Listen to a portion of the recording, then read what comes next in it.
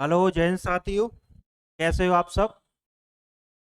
आशा है आप सब अच्छे होंगे। विशेषण आईएएस के यूट्यूब मंच पर आपका फिर से हार्दिक स्वागत है। जैसा कि आपको ज्ञात है कि हम 2013 से 2023 तक के जो प्रश्न पत्र थे यूपीएससी में जो प्रारंभिक परीक्षा में आए हुए हैं उनको हम हल कर रहे थे आपके साथ। इसी क्रम में हम आपके साथ 2013, 2014 और 2015 के प्रश्नों को हल कर चुके हैं। चलिए उससे आगे के हम प्रश्नों को हल करते हैं। पहला प्रश्न 2016 से। आज हम 2016 का करेंगे। निम्नलिखित में से कौन से वह या वे सूचक हैं जिसका या जिनका इफ्री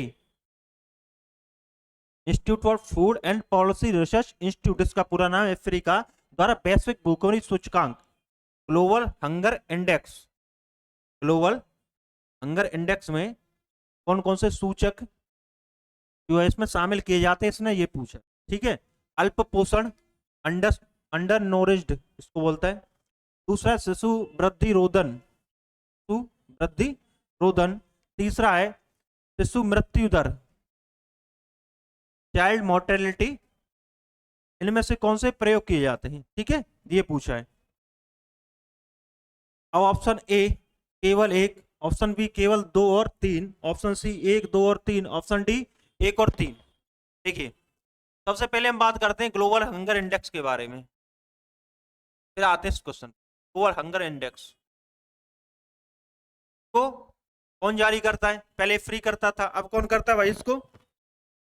इसको कौन जारी करेगा? Concern wild life, concern world wide, world wide plus एक संस्थान और करता है। कौन सा करता है?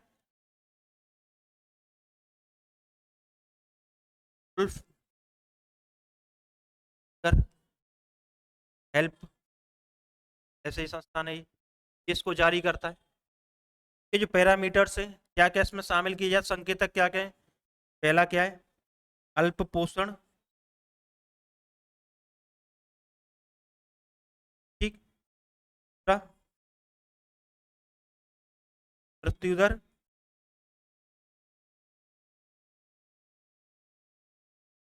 ठीक है। दूसरा क्या होगा?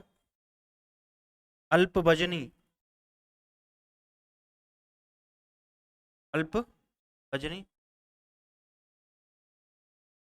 या बेस्टिंग जिसको बोला जाता है। चौथा है मोनापन, स्टंटिंग बोला जाता है। ये तो इसके बारे में हो गया। ये जो हाल ही में 2023 में इंडिया की जो रैंकिंग है 111 है, 11वीं रैंकिंग है। पहले पे इसमें कौन था? बेलारूस करके एक देश है, ठीक है। बस इतना ही जानना है, बाकी हम करंट की क्लास में देखें विस्तार से। आते हैं अपने प्रश्न पे। प्रश्न क्या कह रहा है भाई? कौन कौन से संकेतक इसमें शामिल किए जाते हैं? देखो, संकेतक है आपके सामने। तो क्या हो जाएगा इसमें? शिशु वृद्धि दर, ये क्या है? इसका वजन, लंबाई नहीं बढ़ रही है। वृद्धि रोधन, इसकी जो ग्रोथ है वो बढ़ नहीं रही है, स्टंटिंग हो गया। इसमें थोड़ी सी हिंदी दी है तो आपको थोड़ा समझ नहीं आएगा। मेनली क्या है, इसने बोला स्टंटिंग, वृद्धि रोधन मतलब वृद्धि बढ़ नहीं रही है। बाकी सारे वही हैं, देखो। अल्प पोषण, अल्प पोषण है। दूसरा क्या? शिशु मृत्यु दर है। तीसरा क्या? अल्प वजनी वेस्टिंग। चौथा क्या? बौनापन। इन दोनों को मिला के वृद्धि रोधन ही है ये। अगर वजन भी नहीं बढ़ रहा, लंबाई भी नहीं बढ़ रही, वृद्धि रोधन ही हो गया। इसका क्या हो जाएगा उत्तर? उत्तर सी हो जाएगा इसका, ठीक है। साल दर साल घाटे का बजट रहा है, घाटे का बजट रहा है। घाटे को कम करने के लिए सरकार द्वारा निम्नलिखित में से कौन सी कार्रवाई, घाटे को कम करने के लिए सरकार द्वारा निम्न में से कौन सी कार्रवाई की जा सकती है, ठीक है।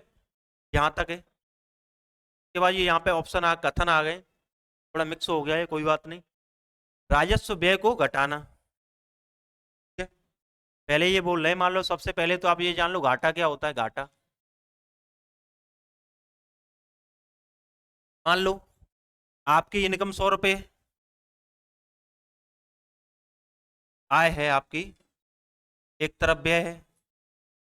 आय मान लो आपकी 100 रुपये है, आप व्यय कर दोगे 120 रुपये का, तो आपको ये 20 रुपये जो एक्स्ट्रा आप कहाँ से लाओगे? ये आपको घाटा हो रहा है भाई। इनकम आपकी 100 रुपये, और खर्चा आपका 120 रुपये। ये क्या हो गया? 20 रुपये घाटा हो गया। इस घाटे को कैसे पूर्ति करोगे आप दो काम करोगे।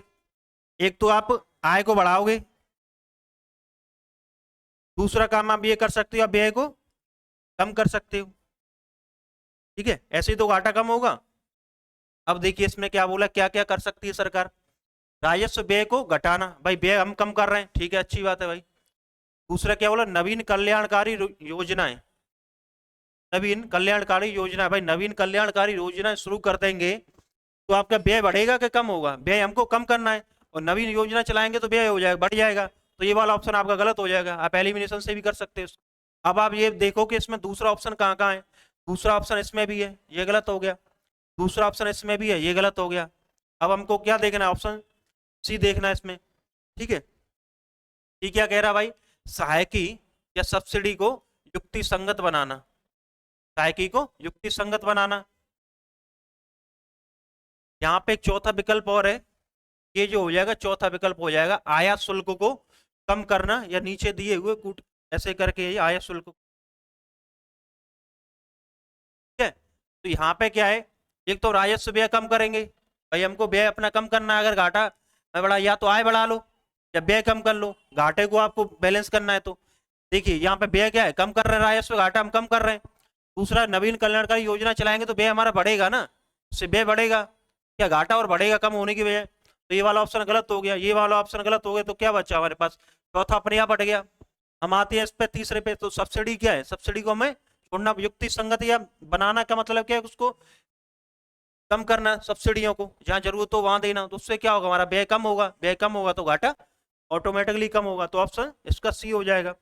अच्छा, यहाँ पे घाटे की बात हो रही है तो एक चीज और देख लेते हैं। यहाँ पे दो तीन प्रकार के घाटे हो रहे हैं, बस बारीक से हम देख लेते हैं। एक तो होता है रेवेन्यू डेफिसिट, एक होता है फिस्कल डेफिसिट, ठीक है, एक होता है प्राइमरी डेफिसिट। रेवेन्यू डेफिसिट क्या होता है? Total revenue expenditure, sorry, total revenue expenditure, ठीक, माइनस रेवेन्यू रिसीट। मान लो राजस्व व्यय आपके ज्यादा है और राजस्व प्राप्तियां कम है, क्या होगा, जो घाटा होगा उसको क्या बोलेंगे, राजस्व घाटा बोलेंगे। फिस्कल डेफिसिट में क्या है, इसमें क्या आएगा, टोटल एक्सपेंडिचर, कैपिटल एक्सपेंडिचर और रेवेन्यू एक्सपेंडिचर दोनों आएंगे, पूंजी और राजस्व दोनों प्रकार की जो व्यय है वो आएंगे। इसको क्या बोलेंगे, टोटल एक्सपेंडिचर, टोटल एक्सपेंडिचर, ठीक है।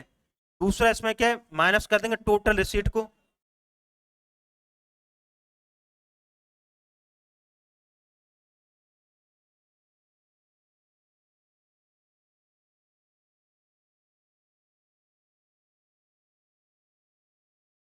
तीन।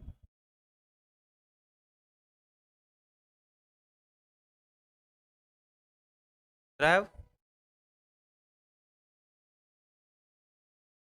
चलिए, total expenditure minus total receipt. अब इसमें से हम क्या कर देंगे, एक्सक्लूड बोरोइंग, तो उधार लिए उसको हम इसमें शामिल नहीं करेंगे, इसमें रिसीट में।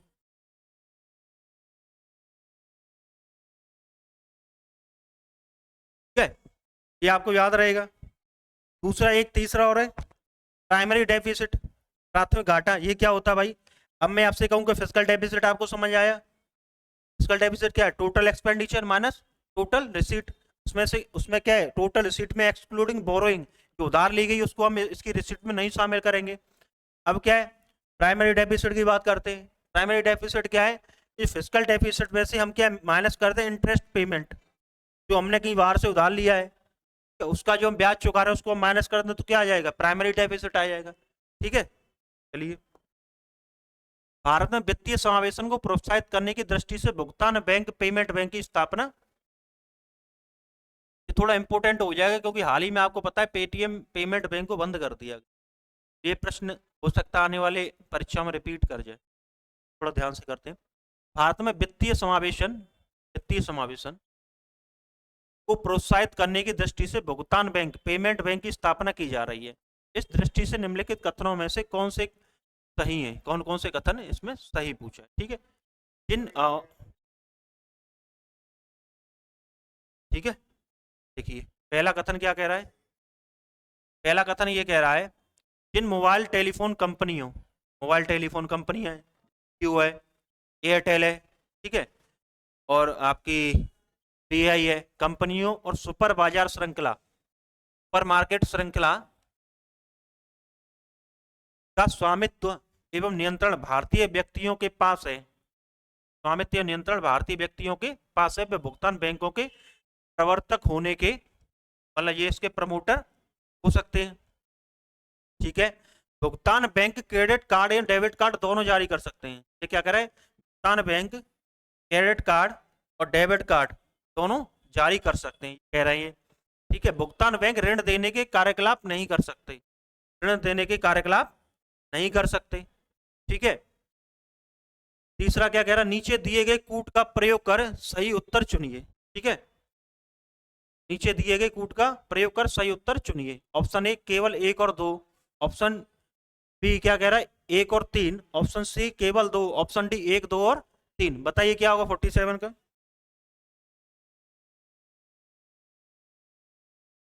देखिए आप एक बात, यही क्वेश्चन से ही आपको बिल्कुल नहीं पता है पेटीएम पेमेंट बैंक के बारे में। हम क्वेश्चन को इस तरीके से भी करेंगे कि आपको कोई क्वेश्चन नहीं आता तो उसको कैसे करना है। अब देखिए ये दोनों कथन एक दूसरे के अपोजिट है। देखो एक तो ये कह रहा है भुगतान बैंक ऋण देने के कार्यकलाप नहीं कर सकता, ठीक है, थोड़ा सा आप कॉमन सेंस लगाइए। तो ऋण देने के कार्यकलाप नहीं कर सकता, क्रेडिट कार्ड कैसे जारी कर सकता है, क्रेडिट कार्ड का क्या कोई मतलब है ही नहीं। अब ये दोनों स्टेटमेंट ना एक साथ नहीं आएंगे, जहां पे एक साथ आ रहे हैं दोनों स्टेटमेंट गलत हो जाएंगे। ये वाला ऑप्शन आप हटा दोगे, हटा दोगे कि नहीं हटा दोगे, ठीक है हटा दोगे।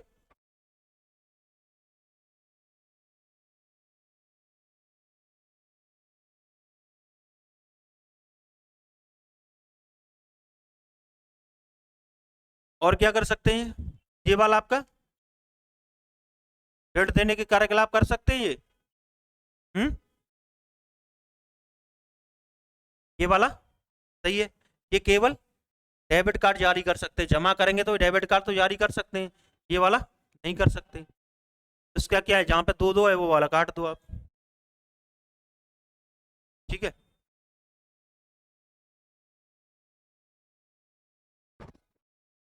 कौन सी समिति के अनुसार पे बनाए गए भाई ये, नचिकेत मोर समिति,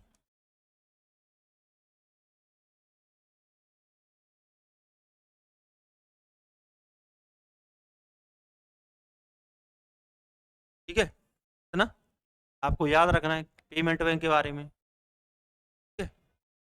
इसके प्रमोटर के बारे में बताया, टेलीफोन कंपनियां और सुपर बाजार के नियंत्रक भारतीय व्यक्तियों के पास भुगतान बैंक के प्रवर्तक हो सकते हैं, ठीक है। और क्या कर सकते हैं, क्या कर सकते हैं भाई, बीमा कर सकते हैं क्या ये, बीमा कर सकते हैं, एनआरआई डिपॉजिट कर सकते हैं, एनआरआई डिपॉजिट,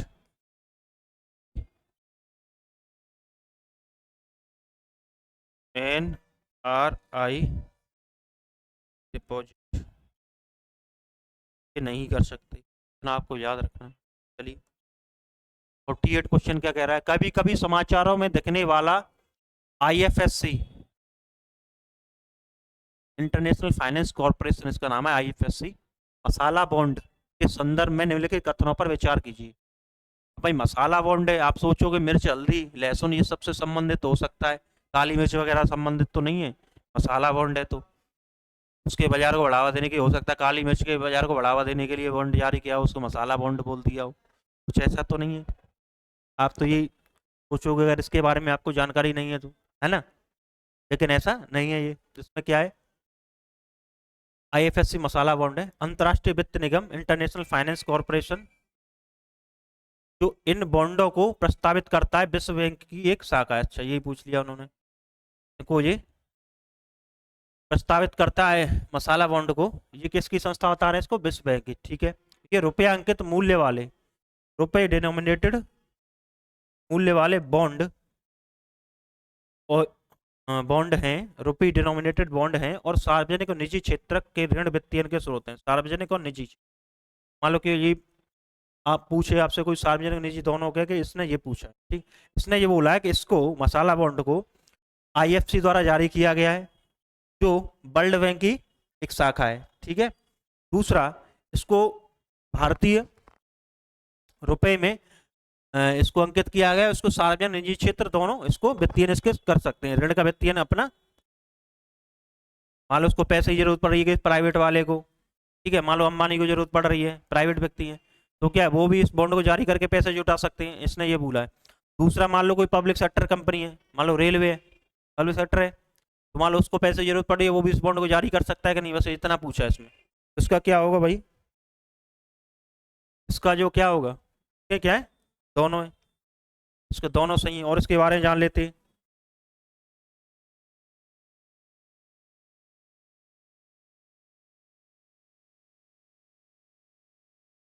इसके बारे में जान लेते हैं क्या ये। मान लो कोई ऐसा बॉन्ड जो विदेश में जारी किया जाए, भारतीय रुपए में, भारतीय रुपए में जारी किया जाए, वो क्या बोल दिया, मसाला बॉन्ड बोल दिया। चलिए, निम्नलिखित में से किसके संदर्भ में कभी कभी समाचार में एम्बर बॉक्स, ब्लू बॉक्स और एम्बर बॉक्स, ब्लू बॉक्स और ग्रीन बॉक्स अगर, ठीक है, 3 प्रकार की सब्सिडी रहती है। अच्छा, यह है तो ग्रीन बॉक्स किधर दिया है, तो मिसप्रिंट हो गया है।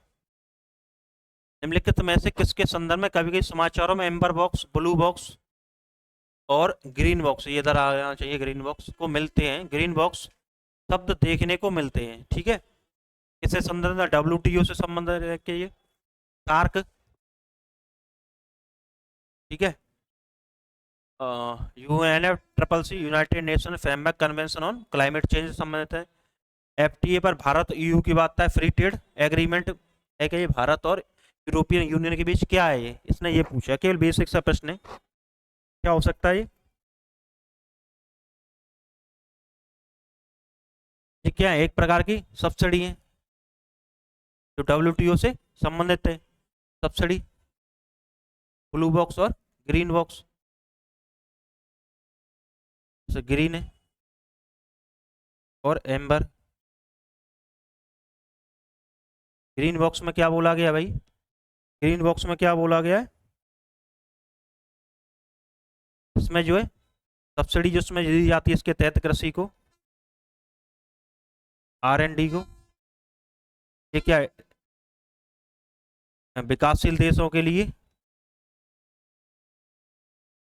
GDP का 10% या कुल उत्पादन का, सॉरी, उत्पादन का 10% है, ठीक है, और विकसित देश 5% तक दे सकते हैं। ये क्या है, R&D को बढ़ावा देने के लिए सब्सिडी दी जाती है। निम्नलिखित में से किसके या किन को भारत सरकार के पूंजी बजट में शामिल किया जाता है, पूंजी बजट,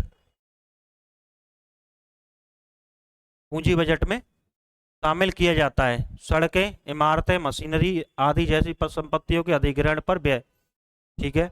विदेशी सरकारों से प्राप्त ऋण, विदेशी सरकारों से प्राप्त ऋण, ठीक है, राज्यों और संघराज्य क्षेत्रों को अनुदत्त, राज्यों को अनुदत्त ऋण और अग्रिम, ये क्या कह रहा है, हमारे सड़कें बना रहे हैं, इमारतें बना रहे हैं आदि जैसी परिसंपत्तियों के अधिग्रहण व्यय को पूंजीगत बजट पूछ रहा है, ठीक है। दूसरा इसने बोला कि विदेशी सरकारों से प्राप्त ऋण, ठीक है, और तीसरा इसने बोला राज्यों और संघराज्य क्षेत्रों को अनुदत्त जो ग्रहण हम दे रहे हैं, ऋण दे रहे हैं या अग्रिम जो एडवांस दे रहे हैं, वो क्या पूंजीगत बजट में आएगा, इसने ये पूछा है, ठीक है। पूंजीगत बजट हम देख लेते हैं, बजट हम देख लेते हैं थोड़ा सा, फिर इस पे आते हैं प्रश्न पे। एक तो पूंजीगत हो गया, ठीक है, एक राजस्व हो गया, ठीक है। पूंजीगत में आय में क्या आएगा और व्यय में क्या आएगा, सही है। पूंजीगत आय 2 प्रकार से हो सकती है, ऋण और गैर ऋण से हो सकती है। ऋण क्या आंतरिक हो जाएगा और बाह्य हो जाएगा।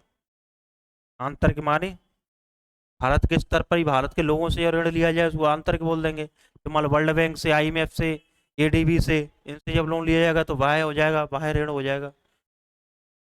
गैर ऋण क्या हो जाएगा भाई?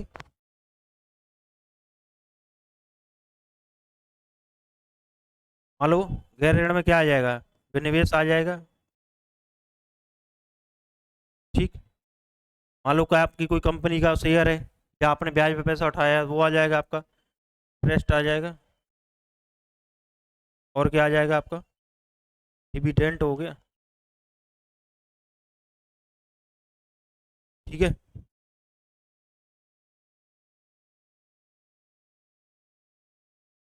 डिविडेंट हो सकता है, और एक चीज और है इसमें। मान लो कहीं से आपने लोन दिया, लोन की रिकवरी हो जाए। ठीक है। व्यय क्या क्या हो सकते हैं भाई? पूंजीगत व्यय क्या क्या हो सकते हैं?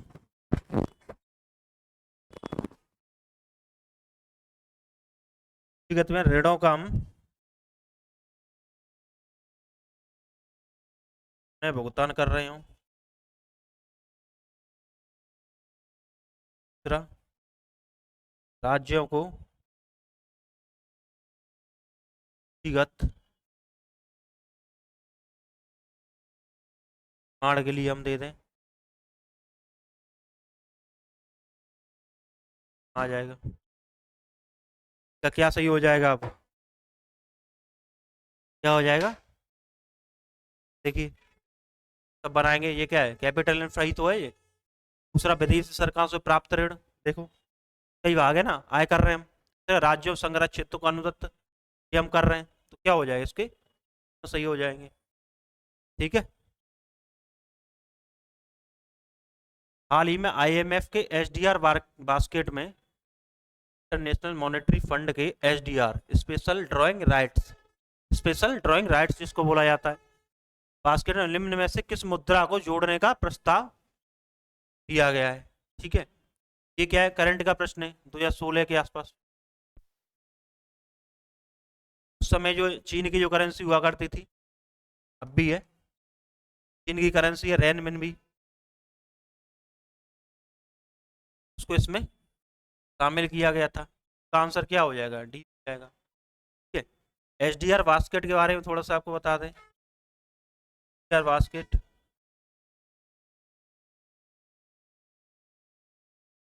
ये जो व्यवस्था है 1969 से शुरू की गई है। इसमें क्या है?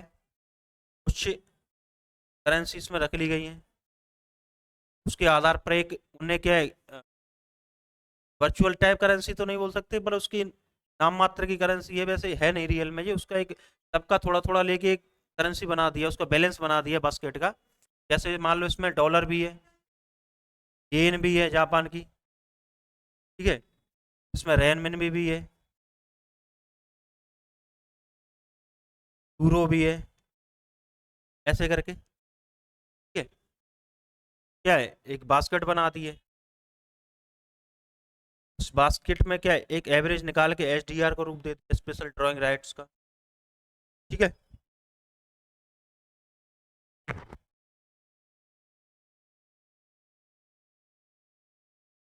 चलिए, अंतर्राष्ट्रीय मौद्रिक एवं वित्तीय समिति, international monetary and financial committee के संदर्भ में निम्नलिखित कथनों पर विचार कीजिए। ठीक है, करते हैं भाई विचार। International monetary international monetary financial committee, ठीक है, आईएमएफसी, विश्व अर्थव्यवस्था से सरोकार रखने वाले, भाई विश्व अर्थव्यवस्था से सरोकार रखने वाले विषयों पर चर्चा करता है, और को अंतर्राष्ट्रीय मुद्रा कोष को उसके कार्यों की दिशा पर सलाह देता है। ठीक है। इसको सलाह दे रहा है ये आईएमएफ को। ठीक, पहली बात तो ये IMFFC, international financial international monetary financial committee, IMFC, international monetary financial committee की बैठकों में विश्व बैंक ऑब्जर्वर प्रेक्षक की भांति भाग लेता है। व्यक्त में से कौन से कथन सही है? पूछ। ऑप्शन ए केवल एक, ऑप्शन बी केवल दो, ऑप्शन सी एक और दो दोनों, ऑप्शन डी ना तो एक ना दो दो। बताइए क्या होगा इसका? क्या होगा इसका? इसका दोनों हो जाएगा। बस आपको इससे क्या सीखना है भाई? ये क्वेश्चन रिपीट करे या ना करे, मान लो ऐसी कोई संस्था है, अगर ये कोई चर्चा में रहती है, उस समय चर्चा में रही होगी, है ना, international monetary and financial committee, इसने कोई ना कोई रिकमेंडेशन ऐसी दी है इसको, तभी तो चर्चा में आई है। अब मान लो कोई ऐसी कोई और चर्चा में रहती है, उसको आपको याद रखना है, ऐसे प्रश्न बन सकता है। इस प्रश्न करने का उद्देश्य एक ये भी है कि कैसे प्रश्न आ सकते हैं भावी भविष्य में जो परीक्षा होगी उसमें एक आइडिया हमको लग जाएगा। दूसरी बात यह है कि मान लो पीछे से अगर कोई क्वेश्चन रिपीट करता है तो उसको हम हल कर लें, वो हमारा प्रश्न ना छूटे कम से कम। ठीक है। आईएमएफ के क्या है ये? सलाहकारी संस्था, एक आईएमएफ को क्या है, सलाह देती है विभिन्न विषयों पर। ठीक है। राष्ट्रीय मुद्रा कोष को, इसमें क्या है, वर्ल्ड बैंक की बैठकों में क्या है, प्रेक्षक है, ऑब्जर्वर है। ठीक है। चलिए, निम्नलिखित में से कौन सा कभी कभी समाचारों में दिखने वाला आयात आवरण, फुट कवर, ठीक है, फुट कवर का सर्वोत्तम वर्णन करता है? ठीक है। फुट कवर क्या है? इनपुट कवर का मतलब ये है सीधा सा, पहले हम इसको जान लेते हैं, सीधा बाद में प्रश्न पाएंगे, है ना। इनपुट कवर के आयात से संबंधित आयात आवरण। चलिए पहले प्रश्न इस ऑप्शन को देख लें, या फिर या किसी देश के आयात मूल्य एवं सकल घरेलू उत्पाद के अनुपात को बताता है। ठीक है। या किसी देश के एक वर्ष में आयात के कुल मूल्य को बताता है, आयात के कुल मूल्य को बता रहा है इनपुट कवर। या दो देशों के बीच निर्यात और आयात के मूल्यों के अनुपात को बताता है। ठीक है। ये उन महीनों की संख्या बताता है जितने महीनों के आयात का भुगतान देश के अंतर्राष्ट्रीय रिजर्व द्वारा किया जा सकता है। फुट कवर, या दो देशों से ऐसा क्या मतलब है इसका, ऐसा तो कुछ है नहीं, काट देंगे। ठीक है। अब सीधे हम इस पे आते हैं इनपुट कवर पे, उसके बाद हम देखें क्या आंसर है, आप खुद ही लगाओगे इसको। इनपुट कवर क्या होता है, बेसिक टर्म्स इसका ये है कि आपके पास, किसी देश के पास आयात करने के लिए, आयात हेतु या आयात करने हेतु कितना विदेशी मुद्रा भंडार बचा है, सीधा सा इसका मतलब ये है। ठीक, कि कितने महीनों का हम विदेशी मुद्रा भंडार हमारे पास हो सकता है। जैसे हमने 1991 में आईएमएफ से हम लोन लिया था, तो हमारे पास इंपोर्ट कवर काफ़ी कम हो गया था, बहुत कम समय के लिए हमारे पास क्या है, विदेशी मुद्रा भंडार बहुत सीमित स्तर पर रह गया था, हम बहुत ही कम समय के लिए आयात कर पाते उससे, तो आईएमएफ से लोन लेने गए हम। अभी जो है 8 मार्च के आसपास या मार्च 2024 में, 24 तक $600 बिलियन से कुछ ऊपर ही है ये, है ना। इतना विदेशी मुद्रा भंडार हमारे पास है अभी पर्याप्त मात्रा। तो इसका क्या आंसर हो जाएगा? बस आपको क्या है कि बेसिक्स आपको पता होने चाहिए, थोड़ी टर्मिनोलॉजी का, बहुत ज़्यादा इसमें रॉकेट साइंस नहीं पूछ रहा है, इम्पोर्ट कवर क्या है, बस सीधा सा उसने पूछा है। अब आपको इतना पता होना चाहिए कि हम, हमारे पास इतना विदेशी मुद्रा भंडार होना चाहिए। उस इम्पोर्ट कवर का क्या मतलब, इम्पोर्ट को हम कवर कर पाएँ, जो इम्पोर्ट हम कर रहे हैं उतने ही, मान लो हम $100 का इम्पोर्ट कर रहे हैं, तो $100 हमारे पास विदेशी मुद्रा भंडार के रूप में है कि नहीं है, डॉलर के रूप में है कि नहीं है, एसडीआर वगैरह के रूप में है कि नहीं है, बस ये पूछ रहा है। ठीक है। ये क्या है, ये उन महीनों की संख्या बताता है जितने महीनों के आयात का भुगतान देश के अंतर्राष्ट्रीय रिजर्व द्वारा किया जाता है। क्या होगा इसका? अब तो बता दोगे आप, है ना, यही होगा ना इसका। चलिए आ जाइए 54वें प्रश्न पे। Core banking solution, core banking solution पद कभी कभी समाचारों में देखा जा सकता है, निम्नलिखित कथनों में से कौन से इस पद का सही वर्णन करते हैं, या करता है या करते हैं? कोर बैंकिंग सॉल्यूशन से प्रश्न, यह बैंक की शाखाओं का वह तंत्र है जो उपभोक्ताओं को अपने खातों का संचालन बैंक के किसी भी शाखा से कर सकने की सुविधा देता है, चाहे उन्होंने अपना खाता कहीं भी खोल रखा। ठीक है। दूसरा क्या कह रहा है, यह व्यवसायिक बैंकों पर कंप्यूटर के माध्यम से आरबीआई का नियंत्रण बढ़ाने का एक प्रयास है। ठीक है। तीसरा क्या है, यह एक विस्तृत प्रक्रिया है जिसके द्वारा विशाल अनर्जक नॉन परफॉर्मिंग एसेट्स पर संपत्ति वाले बैंक का अधिग्रहण दूसरे बैंक द्वारा कर लिया जाता है। देखो कोर बैंकिंग होता क्या है, कोर बैंकिंग ये क्या है, बैंकिंग, सीधी सी बात है, ये बैंकिंग डेटा का हम डिजिटलीकरण कर दें,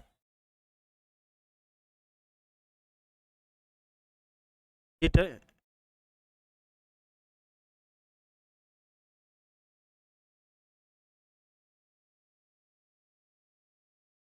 प्राइवेटाइजेशन, मान लो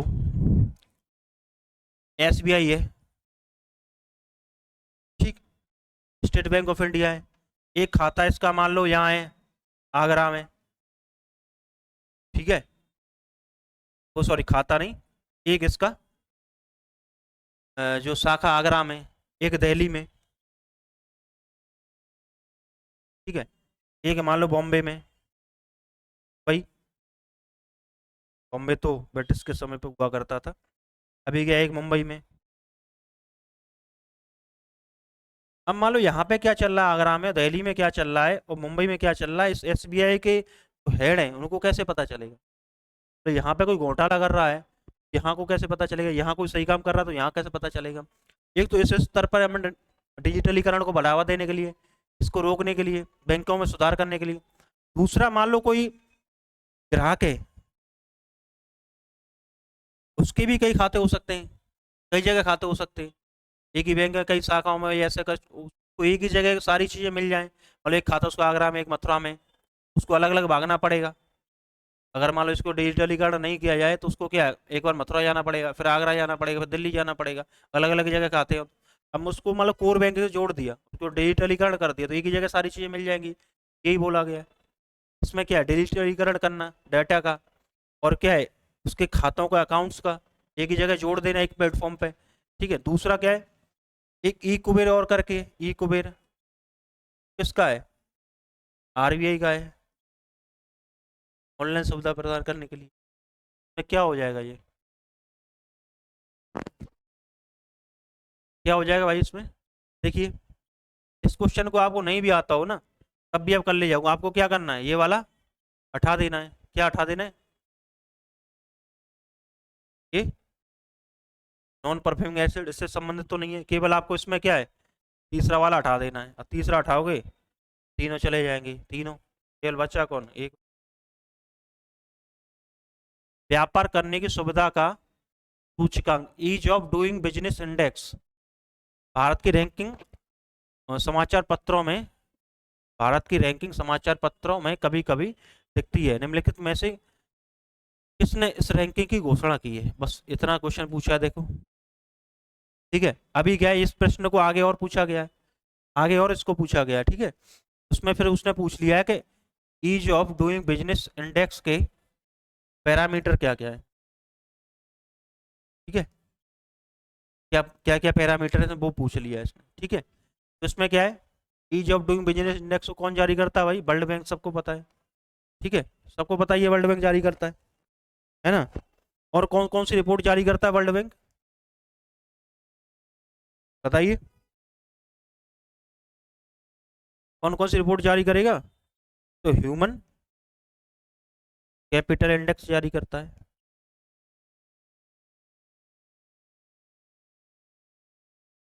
ठीक है, जारी करता है ह्यूमन कैपिटल इंडेक्स।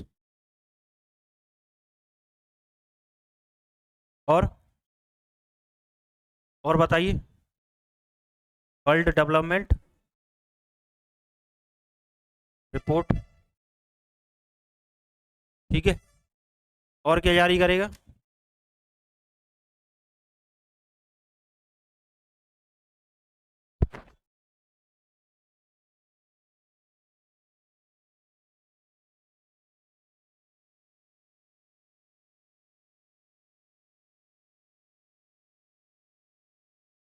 ठीक, लॉजिस्टिक परफॉर्मेंस इंडेक्स भी होता है, लॉजिस्टिक परफॉर्मेंस,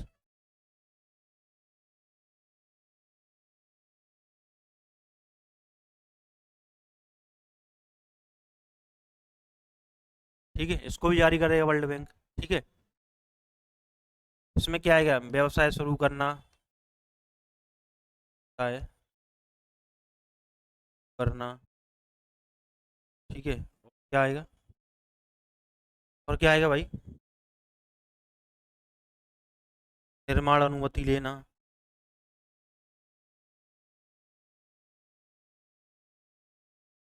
ये सब ऐसे करके इसमें 10 पैरामीटर्स हैं, ठीक है। वो आप कॉमन सेंस लगा लोगे, इसमें ऐसे अलग से वो आएगा, वो आप पता कर लोगे उसको कि ये बिजनेस है कि नहीं है। तो इसने क्या पूछा है, आरबीआई द्वारा घोषित कोषों की सीमांत लागत पर आधारित उधारी दर, marginal cost of fund, marginal cost of fund based landing rate को बोलते हैं MCLR। ठीक है, MCLR के उद्देश्य क्या है? ठीक है, marginal cost of fund based landing rate है। ठीक है, ये दिशा निर्देश धाराओं की ब्याज दरें निर्धारित, ये दिशा निर्देश धाराओं की ब्याज दरें निर्धारित करने हेतु बैंकों द्वारा अपनाई गई विधि में पारदर्शिता बढ़ाने में मदद करते हैं। क्या? और कथन दो क्या कह रहा है? ये दिशा निर्देश बैंक साख की उपलब्धता, साख क्रेडिट की उपलब्धता ऐसी ब्याज दरों पर सुनिश्चित करने में मदद करते हैं जो ऋण लेने वाले एवं बैंक दोनों के लिए न्याय संगत है।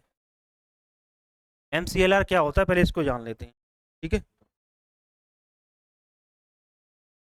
मान लो अब ये बैंक है, कोई SBI है, RBI वो सॉरी कोई SBI है, bank of Baroda, union bank है, एक्सिस है, HDFC है। तो क्या वो अपनी मन से जो किसी को इंटरेस्ट रेट, मान लो SBI की इंटरेस्ट रेट है, आपने कहीं लोन लेने जाओगे SBI से, उसकी जो ब्याज दर है वो 4% है।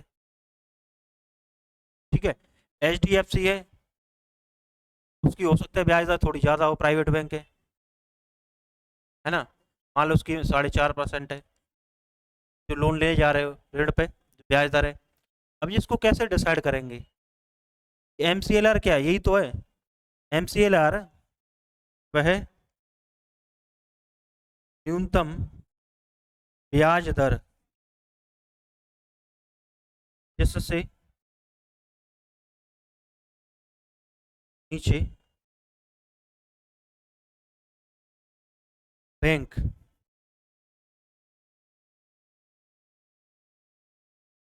ब्याज दर ही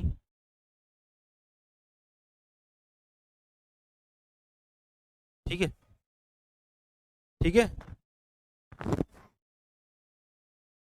मान लो HDFC में और SBI में कंपटीशन हो गया कि कौन ज़्यादा लोन देगा। अब मान लो SBI के 5% है, अब मान लो ये बोल दे कि मैं 3% पे या 2.5% पे दे रहा हूँ, तो सारे ग्राहक इधर भाग जाएंगे HDFC की तरफ, तो क्या हो जाएगा? दिक्कत हो जाएगी। भाई RBI ने बोला कि MCLR है, marginal cost of based fund landing rate, इसमें क्या है कि आपको इससे कम, मान लो कोई बता दिए कि 4% है, एट द रेट 4%, इससे नीचे आप नहीं ले जा सकते। ये क्या है? एक बेंचमार्क रेट है, लैंडिंग रेट, इससे नीचे आप जो लोन दे रहे हो इससे नीचे आप उसकी ब्याज दर नहीं हो सकती, ऊपर हो सकती है। ठीक है,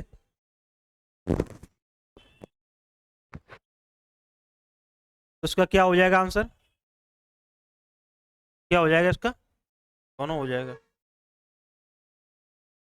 वित्तीय स्थिरता और विकास परिषद, financial stability and development council, ठीक है, इसको FSDC बोलते हैं, financial stability and development council, FSDC बोलते हैं, के संदर्भ में निम्नलिखित कथनों पर विचार करें। यह नीति आयोग का एक अंग है, इसका अंग बता रहे हैं इसको, नीति आयोग का। ठीक है, दूसरा क्या? संघ का वित्त मंत्री इसका प्रमुख होता है। ठीक है, तीसरा यह अर्थव्यवस्था के समष्टि मैक्रो प्रुडेंशियल, मैक्रो बड़े लेवल पे, मैक्रो प्रुडेंशियल पर्यवेक्षण का अनुवीक्षण या मॉनिटरिंग करता है, मैक्रो प्रुडेंशियल मॉनिटरिंग करता है। कथनों में कौन से सही है पूछ रहा है।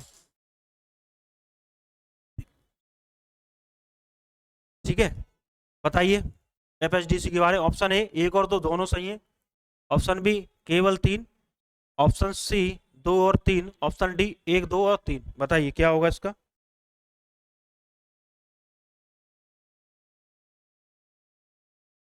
इसमें अगर आपको ये पता होगा कि FSDC है, इसमें आपको ये जानकारी होनी चाहिए बस इतनी कि इसमें जो नीति आयोग का इसमें कोई योगदान नहीं, इसमें नीति आयोग का कोई योगदान नहीं है, तो ये हट जाएगा, पहला पहला जिसमें वो हट जाएगा। ठीक है, इसमें क्या है कि FSDC का जो हेड होता है वित्त मंत्री होता है, ये बात सही है। ठीक है, दूसरा ये बना कब है भाई? बना है आपका 2010 में। ठीक है, बाकी इसका काम क्या है? यही काम है इसका, ये अर्थव्यवस्था के समष्टि या मैक्रो प्रुडेंशियल नॉर्म्स की क्या है? मॉनिटरिंग करता है। इसका क्या हो जाएगा? सी सही हो जाएगा। ठीक है, चलिए 58 का कह रहा है, base erosion and profit shifting पद का क्या संदर्भ है? Base erosion and profit shifting, ठीक है, इसको शॉर्ट में बोलते हैं बेप्स करके बोलते हैं, base erosion and profit shifting. BEPS क्या होता है, ठीक, इसको समझ लेते हैं पहले क्या होता है base erosion and profit shifting, ठीक, ऐसा समझते हैं इसको। ये कर से बचने की एक, कर से बचने हेतु देश के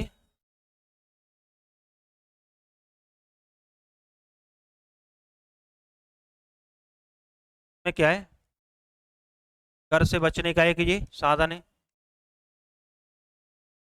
देखिए कैसे बचती है, वैश्विक कंपनी है,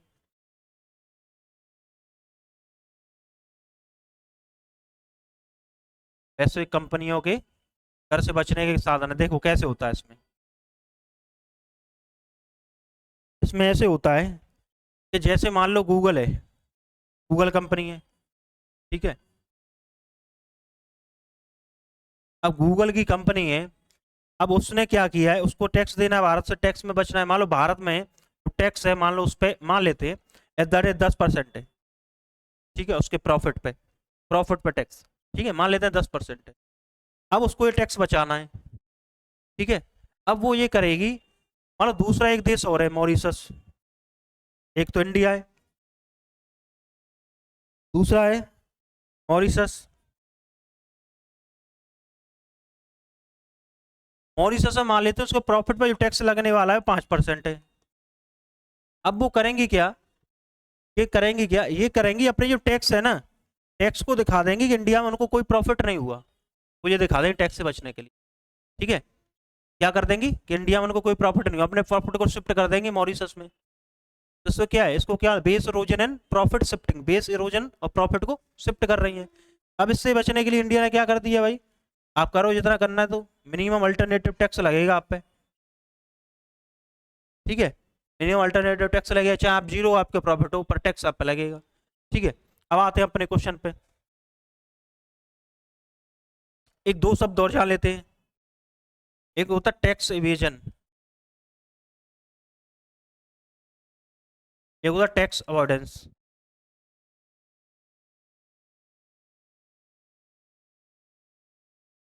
क्या होते हैं भाई, ये क्या वाला है,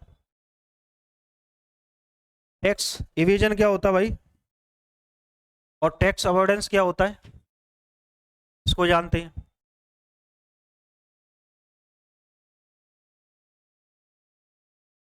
टैक्स इवेजन में ये रहता है कि मान लो कोई कंपनी है, वो टैक्स की चोरी करने लग जाए, टैक्स को बचाने के लिए गलत तरीके से उसको टैक्स को बचा ले, उसको क्या बोले, टैक्स इवेजन। अवॉइडेंस में क्या होता है, अवॉइडेंस का मतलब ये है कि वो उस देश के कानूनों का यूज करके, उस देश में कुछ कानून है उनका यूज करके वो टैक्स बचा जाए, उसको बोलते हैं टैक्स अवॉइडेंस, ठीक है। चलिए इसके प्रश्न के उत्तर पे आते हैं, ये क्या होगा, इसका उत्तर क्या होगा, उत्तर क्या हो जाएगा, बहुराष्ट्रीय कंपनियों द्वारा किए जाने वाले कर अपवंचन, कर टैक्स अवॉइडेंस पर प्रतिबंध लगाना।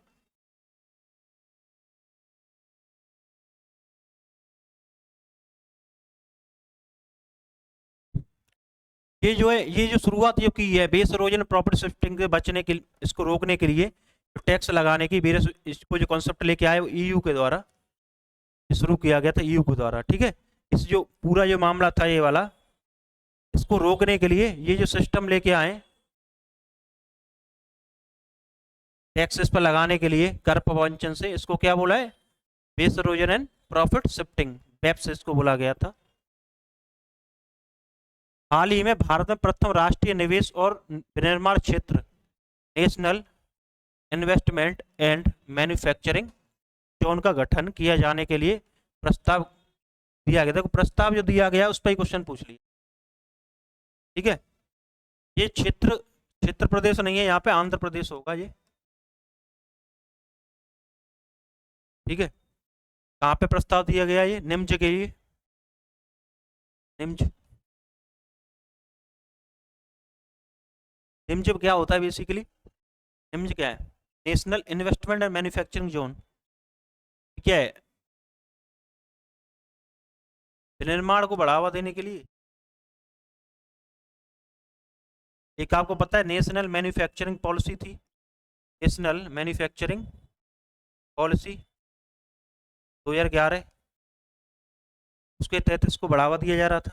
ठीक है, अभी जो वर्तमान में मार्च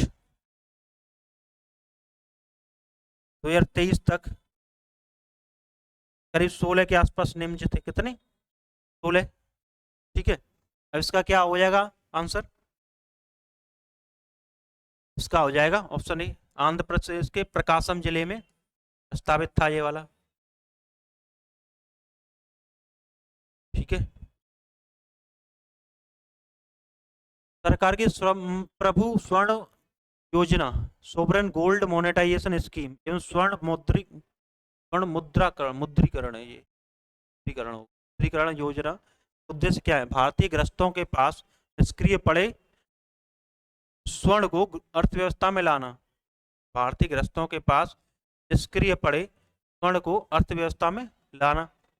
अच्छा, स्वर्ण एवं आभूषण के क्षेत्र में एफडीआई को प्रोत्साहित करना। अच्छा, स्वर्ण आयात पर भारत की निर्भरता में कमी करना। स्वर्ण आयात पर भारत की निर्भरता में कमी करना। ठीक है, नीचे दिए गए कूट का प्रयोग कर सही उत्तर चुनिए। ठीक है, अच्छा चुनते भाई सही उत्तर। क्या पूछ रहा है ये, क्या होगा इसका? देखिए, ये शुरू कब की गई है भाई? सोवरेन गोल्ड बॉन्ड स्कीम कब शुरू हुई है? ये की गई थी नवंबर 2015 में। ठीक है, इसका क्या उद्देश्य था? जो लोग मान लो सोने में निवेश करना चाहते हैं, तो मान लो कोई व्यक्ति सोने में निवेश करना चाह रहा है, तो क्या सोने की जगह पर उसको कागज दे दें, उसकी मान लो उससे बोल दें कि इसकी वैल्यू सोने की तरह बढ़ती रहेगी, है ना? जब आपको सोने में आप निवेश ही करना है, आपको उसको अपने पास ही रखना है, तो कागज ले लो हमसे, उसमें लिख के दे रहे हैं इसकी वैल्यू जैसे सोने की वैल्यू बढ़ेगी इसकी इस कागज की वैल्यू बढ़ेगी। सरकार है, सरकार इसको ठप्पा लगा रही है, इसको क्या इसलिए संप्रभु बोला गया है, सोवरेन बोला गया है, सरकार इसकी जिम्मेदारी ले रही है। ठीक है, तो इसलिए क्या है, निष्क्रिय पड़े अर्थव्यवस्था में लाना। दूसरा ये क्या है, स्वर्ण एवं आभूषण के क्षेत्र में एफडीआई को प्रोत्साहित करना, ये नहीं था इसका भाई, ऐसा कोई उद्देश्य नहीं है इसका। ये वाला गलत हो जाएगा, ये गलत हो जाएगा, ये अपने आप गलत हो जाएगा। क्या बचेगा इसमें? एक और 3 बच जाएगा। 2017 के प्रश्न पे आते हैं। मौद्रिक नीति समिति मॉनेटरी पॉलिसी कमेटी के संबंध में निम्नलिखित कथनों में से कौन से कथन सही है, पूछ रहे हैं ये मॉनेटरी पॉलिसी कमेटी के बारे में। ठीक है, यह आरबीआई की मानक बेंचमार्क ब्याज दरों का निर्धारण करती है। अच्छा भाई, ये एक 12 सदस्यीय है। देखिए देखिए, एक मैं आपको बात बता दूं, यहाँ पे अगर कहीं डेटा पूछा, अगर यूपीएससी ने कोई डिजिट अगर पूछी है, तो क्वेश्चन हमें वो वाला जो कथन है, अगर आपको कंफर्म पता तो ठीक है, नहीं पता अगर कहीं डेटा पूछ रहा है वो, ठीक है, अगर कहीं उसने डिजिट पूछा है, ठीक है, तो क्या है, ज़्यादातर गलत हो जाता है। अब मान लो इसको मैं गलत करके मान लूँ, ठीक है, ये वाला मैं गलत मान लूँ और इसके बारे में आपको कुछ नहीं पता, तब भी आप क्या करोगे, 50-50 पे आ जाओगे। क्या आ जाओगे? 50-50 पे आ जाओगे। आपको बिल्कुल नहीं आ रहा था इसके बारे में, मान लो आपको पता नहीं है, मॉनेटरी पॉलिसी कमेटी के बारे में आपको बिल्कुल नहीं पता, भाई ये तो मॉनेटरी पॉलिसी कमेटी है, कुछ और भी हो सकता है, उसके बारे में कुछ नहीं पता, तो ये पता है कि डिजिट वाला ज़्यादातर गलत होता है, तो कब मानना है? आपको ये देखोगे कि 40 के बाद, 40 क्वेश्चन के बाद आपको तुक्के ही मारने, उसमें गैस ही करना है। 40 प्रश्न के आसपास ही सबको ठीक ठाक आते हैं, उसके बाद क्या गैस कर करके 80 तक पहुंचाने। तो मान लो आपको ये पता है डिजिट वाला ज़्यादातर गलत होता है, अब मैंने ये गलत कर दिया, तो क्या बचा? 1 और 3 बचा, या तो 1 होगा या 3 होगा। अब मान लो आरबीआई की मानक बेंचमार्क ब्याज दरों का निर्धारण करती है। दूसरा ये कह रहा है ये केंद्रीय वित्त मंत्री की अध्यक्षता में, भाई आपको इतना पता है कि मौद्रिक नीति, जो मौद्रिक नीति है, बस आपको इतना पता है कि मौद्रिक नीति को कौन बना रहा है? आरबीआई बना रहा है। तो आरबीआई मौद्रिक नीति को बना रहा है, तो मॉनेटरी पॉलिसी जो कमेटी है वो आरबीआई से संबंधित होगी, इसमें वित्त मंत्री तो कहीं से नहीं आएंगे, तो क्या हो जाएगा? इसको कॉमन सेंस लगाना, बता दो कैसे लगाओगे आप। भाई मॉनेटरी पॉलिसी कमेटी इतना तो आपको पता होगी, इतना भी नहीं याद होगी तो फिर पेपर देने क्यों जा रहे हो, ये भी बात है। इतना पता है आपको मॉनेटरी पॉलिसी आरबीआई द्वारा बनाई जा रही है, तो आरबीआई से जुड़ा हुआ कुछ मामला होगा, तो आरबीआई जुड़ा हुआ क्या मामला है, ये हो गया, आप ये वाला मार सकते हो, केवल ये हो जाएगा। ऐसे आप तुक्के मार सकते हो अगर आपको थोड़ी बहुत उसके बारे में जानकारी है। चलिए अब हम देखते हैं मॉनेटरी पॉलिसी कमेटी के बारे में। तो मॉनेटरी पॉलिसी कमेटी, इसमें 6 मेंबर होते हैं, 3 आरबीआई के, 3 सरकार द्वारा नामित होते हैं। आरबीआई गवर्नर इसका प्रमुख होता है। क्या प्रमुख होगा, ठीक है। इसकी अनुशंसा पर शुरू की गई है ये, जित पटेल की पे, जित पटेल ने अनुशंसा दी थी, ठीक है। जित पटेल कमेटी बना का भाई, इतना याद रहेगा आपको। देखो 2016 में बना ये, और 17 में प्रश्न पूछ लिया उसने। 16 में बना, 17 में प्रश्न पूछ लिया। ऐसे ही आपको करंट में जो चीज हो रही है, करंट इवेंट्स में क्या हो रहा है इकोनॉमी में, ऐसे आपको याद रखना है कि भाई 2016 में मॉनेटरी पॉलिसी बनी, 17 में प्रश्न पूछ लिया। ऐसे ही अब मान लो 2023 में कुछ बना है, 24 में पूछ लेगा वो, ठीक है। चलिए, बेनामी संपत्ति लेन देन का निषेध अधिनियम 1988, ठीक है। बेनामी संपत्ति लेन देन का निषेध अधिनियम 1988 के संदर्भ में निम्नलिखित कथनों पर विचार कीजिए। बेनामी संपत्ति क्या होती है भाई? बेनामी संपत्ति,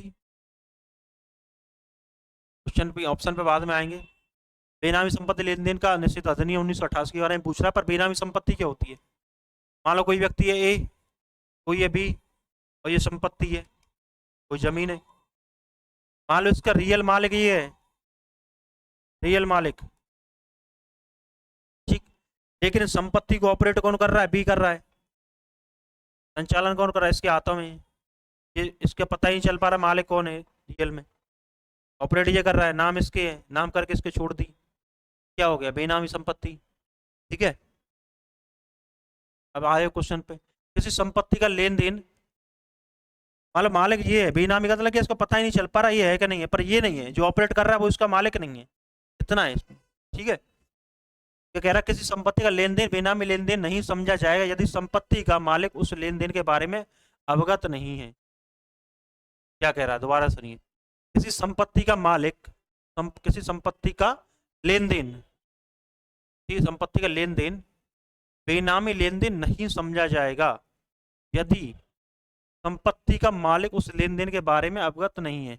अगर मान लो उस मालिक को अवगत उसके बारे में नहीं है, उसको बेनामी संपत्ति लेन देन नहीं समझा जाएगा, ठीक है।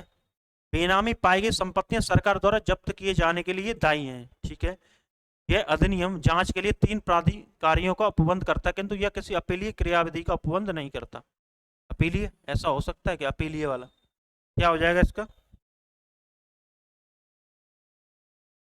देखिए, अगर मान लो इसके बारे में आपको नहीं पता बेनामी बेनामी क्या है, फलाना ठीक है, क्या अपीलीय प्राधिकारी क्रियाविधि नहीं होगी, ऐसा हो जाएगा क्या? ये क्या हो जाएगा? गलत हो जाएगा। कॉमन सेंस लगाना हो तो ये हट गया, ये हट गया। चलो 1 और 2 होगा इसमें। भाई क्या कह रहा है, किसी संपत्ति का लेन देन बेनामी, अभी मैंने क्या बताया, बेनामी, बेनामी लेन देन नहीं समझा जाएगा यदि संपत्ति का मालिक उस लेन देन के बारे में अवगत नहीं है। संपत्ति के लेन देन के बारे में अवगत नहीं है, उसके मालिक से क्या मतलब भाई? मालिक से क्या मतलब है? जो उसको यूज कर रहा है उससे क्या मतलब है? कोई मतलब नहीं है। क्या बेनामी समझी जाएगी ना उसको, जो यूज कर रहा है उसकी थोड़ी है ये अवगत है, ये वाला। भाई कोई लेके इसको रख दे गया, उसको पता ही नहीं चल रहा किसकी है, यूज कर रहे हैं बढ़िया तरह से। मान लो आप कोई संपत्ति यूज कर रहे हो, बहुत दिन से यूज कर रहे हो, उसका मालिक कोई और है, उस मालिक को ये नहीं पता कि इसकी संपत्ति, मेरी संपत्ति यहाँ भी है, तो क्या है? ये उसने पूछा है, तो क्या हो जाएगा इसका आंसर?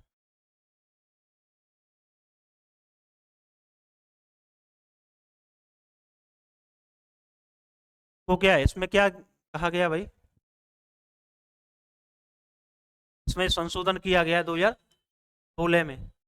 इसमें ये कहा गया है कि सरकार इसको जब्त कर सकती है, पहली बात तो बेनामी संपत्ति को सरकार जब्त कर लेगी। दूसरा ये कहा गया है इसमें कि इसमें 1 से 7 वर्ष की सजा हो सकती है। तैयार है ना आप? ठीक है। कब? 2016 में जो चेंज किया गया बेनामी संपत्ति निषेध अधिनियम है जो, ठीक है, का क्या हो जाएगा? केवल बेनामी पाई गई संपत्तियां सरकार द्वारा जब्त किए जाने के लिए दायी होंगी। केवल 2 सही। तीसरा प्रश्न क्या कह रहा है? भारत में लघु वित्त बैंकों को स्थापित करने का क्या प्रयोजन है? भाई लघु वित्त बैंक, ये ऐसा तो नहीं अंबानी को लोन देंगे ये, सीधी बात है ये। लघु वित्त बैंक है भाई, छोटे हैं तो छोटे लोगों को ही लोन देंगे। तो क्या उद्देश्य से ये पूछ रहा है ये लघु व्यवसाय इकाइयों को ऋण की पूर्ति करना, लघु व्यवसाय और इकाइयों को, लघु और सीमांत कृषकों को ऋण की पूर्ति करना, युवा उद्यमियों और विशेषतः ग्रामीण क्षेत्रों में व्यापार स्थापित, ग्रामीण क्षेत्रों में व्यापार व्यापार स्थापित करवाएंगे ये ग्रामीण क्षेत्रों में।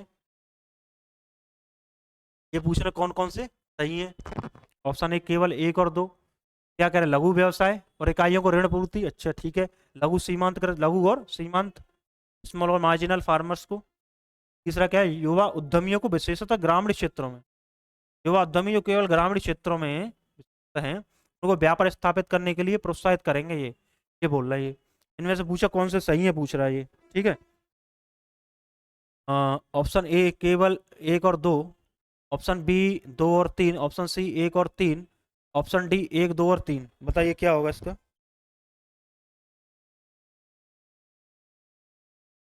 क्या हो जाएगा, देखो ये इसका गलत हो जाएगा, वो सॉरी तीसरा, तीसरा गलत हो जाएगा। तीसरा जब गलत हो गया क्या बचा, क्या ही नहीं कुछ अब। रेगुलेट कैसे होते हैं स्मॉल फाइनेंस बैंक, एक होता है priority sector lending, priority sector lending पिछली क्लास में बताया है। पीएसएल, इसके लिए जो पीएसएल है 75% के आसपास है। इसको रेगुलेट कैसे होते हैं, ये कई इस पर कानून लगते हैं, ये बैंकिंग रेगुलेशन एक्ट भी लगता है, ठीक है, कंपनी एक्ट भी है, ऐसे करके ये रेगुलेट होता है। तो क्या हो जाएगा आंसर, ये हो जाएगा ये वाला, इसका नहीं है। युवा उद्यमी, जो ग्रामीण विशेष ऐसा कुछ, इसका मेन उद्देश्य लघु व्यवसाय, लघु किसान, सीमांत किसान की सेवा पानी करना, ठीक है।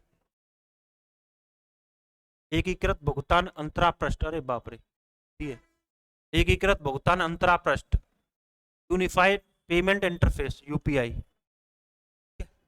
यही जो आप आजकल गूगल पे, फोन पे, है ना, भीम पे, ये सब चलाते हैं ना, यू का क्या है, उसका जो आधार है, आधार का काम कौन कर रहा है, यूपीआई प्लेटफॉर्म के उन दे रहा है उनको।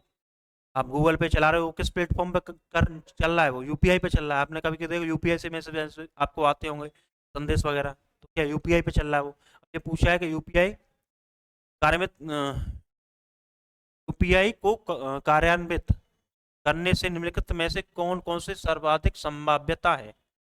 ऑनलाइन भुगतानों के लिए मोबाइल वॉलेट आवश्यक नहीं होंगे, अच्छा, ऑनलाइन भुगतान करने के लिए आपको मोबाइल वॉलेट आवश्यक नहीं होंगे। देखो कॉमन सेंस का प्रश्न है, अगर आप गूगल पे, फोन पे चलाते हो तो। दूसरा क्या है, लगभग 2 दशकों में पूरी तरह, अरे बाप रे, पूरी तरह, ऐसे प्रश्न को पकड़ लो, पूरी तरह भौतिक मुद्रा का स्थान डिजिटल मुद्रा ले लेगी। ये प्रश्न क्या है, पढ़ने की आवश्यकता है इसमें। देखो एफडीआई अंतर प्रवाह में भारी वृद्धि होगी, ये कीवर्ड पकड़ लो आप, भारी वृद्धि हो रही है पूरी तरह से, एकदम ऐसे कर दो, इसको क्रॉस कर दो बड़ा वाला। निर्धन व्यक्तियों को उपादान और सब्सिडी का प्रत्यक्ष अंतरण बहुत प्रभाव, देखो बहुत प्रभावकारी, डीबीटी होगा, सहायता कर सकते हैं, लोगों के पास फोन ही, ठीक है, कैसे हुआ, बहुत प्रभावकारी हो जाएगा, नहीं, बहुत प्रभावकारी, इसको पकड़ लो, इसको छोड़ दो यहीं से। तो क्या आंसर हो जाएगा, केवल क्या हो जाएगा, ये हो जाएगा। यूपीआई यूनिफाइड पेमेंट इंटरफेस किसने बनाया भाई, UPI, NPCI, national Payment Corporation of India plus Indian bank association के द्वारा बनाया गया है। किसके द्वारा, national bank, national Payment Corporation of Indian bank association के द्वारा बनाया गया है। कब बनाया गया ये, 2016 के आसपास, ठीक है। एनपीसीआई क्या है भाई, एनपीसीआई कब बनाया गया है, national Payment Corporation of India, ये बना आपका 2008 में, आरबीआई के अंडर में NPCI, payment Corporation of India, ठीक है।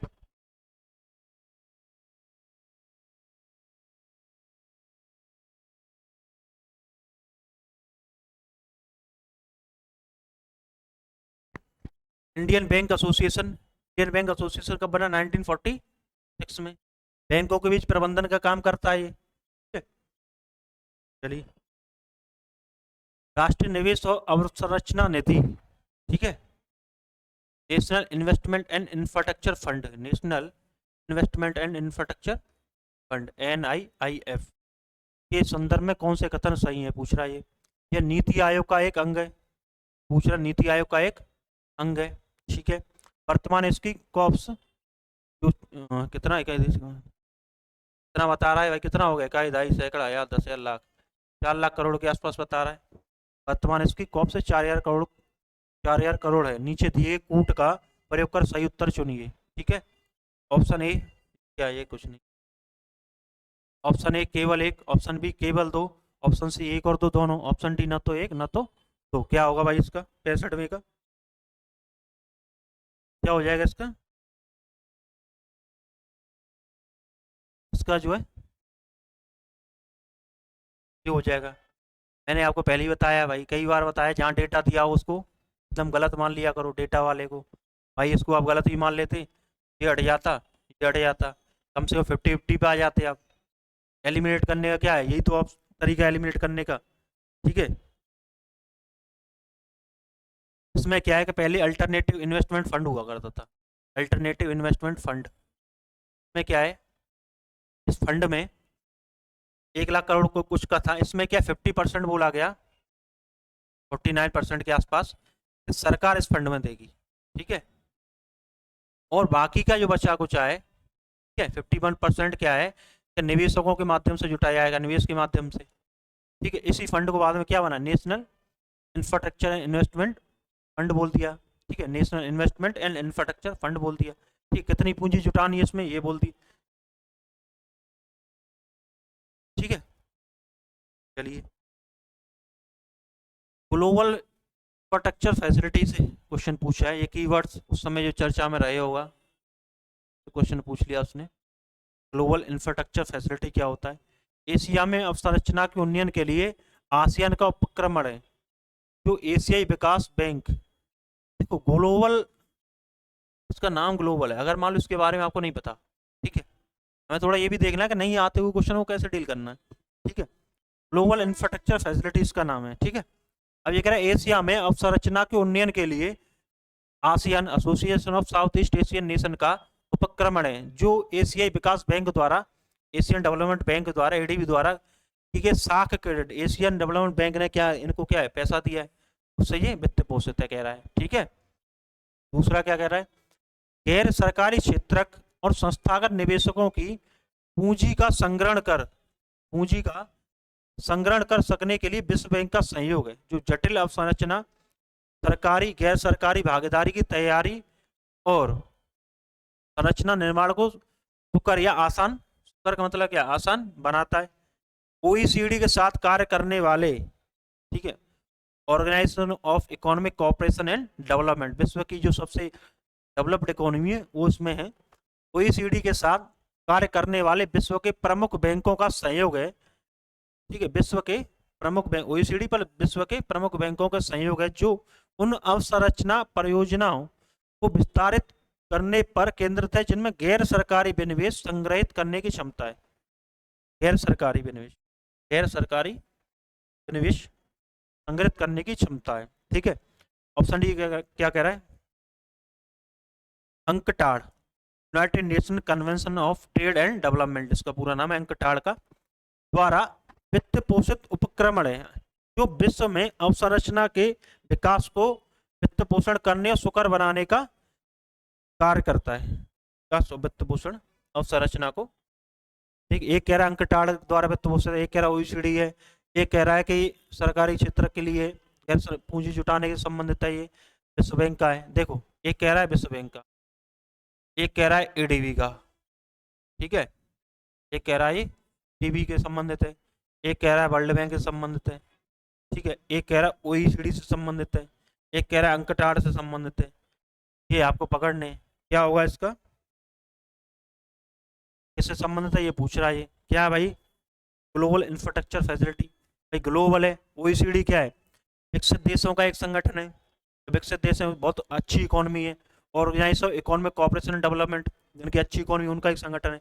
अंकटाड ये क्या है भाई, वर्ल्ड बैंक, ये क्या विश्व स्तर पे तो नहीं है ना, ये क्या सार्वभौम, जब बोल रहा हूँ सार्वभौम, तो एडीबी का एशिया क्षेत्र तक हो गया। अब आप कॉमन सेंस लगा सकते हो ना इसमें, इसमें भी बताते हैं। ठीक है, ये गलत हो जाएगा आपका। फिर उसके बाद क्या है भाई, ये क्या वर्ल्ड बैंक है, चलो इसको अपने पास रखते हैं। वर्ल्ड बैंक क्या है, विश्व स्तर पर काम करती है, विश्व की बैंक है। कोई सीढ़ी क्या सीमित स्तर पर है। ठीक है, ऑप्शन डी क्या है, ये क्या है सीमित। अगर आपको नहीं आ रहा तो आपको ऐसे तुक्का लगाना, आ रहा है तो कोई बहुत अच्छी बात है। ठीक है, तो इसका आंसर क्या हो जाएगा, बी हो जाएगा। ये क्या है, सरकारी, गैर सरकारी क्षेत्रक और संस्थागत निवेशकों, इंस्टीट्यूशनल इन्वेस्टर्स, गैर सरकारी क्षेत्रक, ठीक है, और संस्थागत निवेशकों की पूंजी का संग्रहण कर सकने, पूंजी का संग्रहण, देखिए दूसरे पेन से लिख, देखिए ये क्या करता है, ये आपको ध्यान देना है। ग्लोबल इंफ्रास्ट्रक्चर फैसिलिटी, ठीक है, किससे जुड़ा हुआ है, पहली बात तो ये शब्द आपको ये याद रखना है, वर्ल्ड बैंक है। ठीक, दूसरा ये करता क्या, गैर सरकारी क्षेत्र और संस्था के निवेशकों की पूंजी का संग्रहण कर सकने के लिए विश्व बैंक का एक सहयोग है। पूंजी को संग्रहण करने के लिए, मतलब जटिल परियोजनाएं, कुछ ऐसी संरचना बहुत जटिल है, ज्यादा पैसा चाहिए, उनके लिए क्या फंड जुटाने का भी काम करते हैं।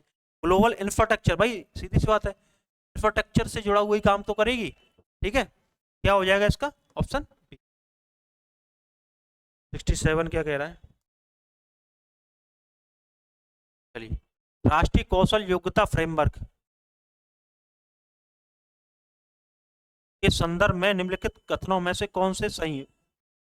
नेशनल स्किल क्वालिफिकेशन फ्रेमवर्क के अधीन शिक्षार्थी सक्षमता का प्रमाण पत्र केवल, देखो ये आ जाए ना, केवल औपचारिक शिक्षा के माध्यम से ही प्राप्त कर सकते हैं। केवल, केवल जैसे शब्द आ जाए तो उनको थोड़ा सतर्क हो जाइए, ये ऑप्शन गलत होने की संभावना ज्यादा है। ठीक है, एनएसक्यूएफ, एनएसक्यूएफ के क्रियान्वयन का एक प्रत्याशित परिणाम व्यवसायिक और सामान्य शिक्षा के मध्य संचरण है। ठीक है, इसमें से क्या सही होगा इन दोनों में से, ये ऑप्शन ए केवल एक, ऑप्शन बी केवल दो, ऑप्शन सी एक और दो दोनों, ऑप्शन डी न तो एक न तो दो, क्या होगा इसका। देखिए, अब मैंने आपको ये बताया कि आपको इसके बारे में सतर्क हो जाइए।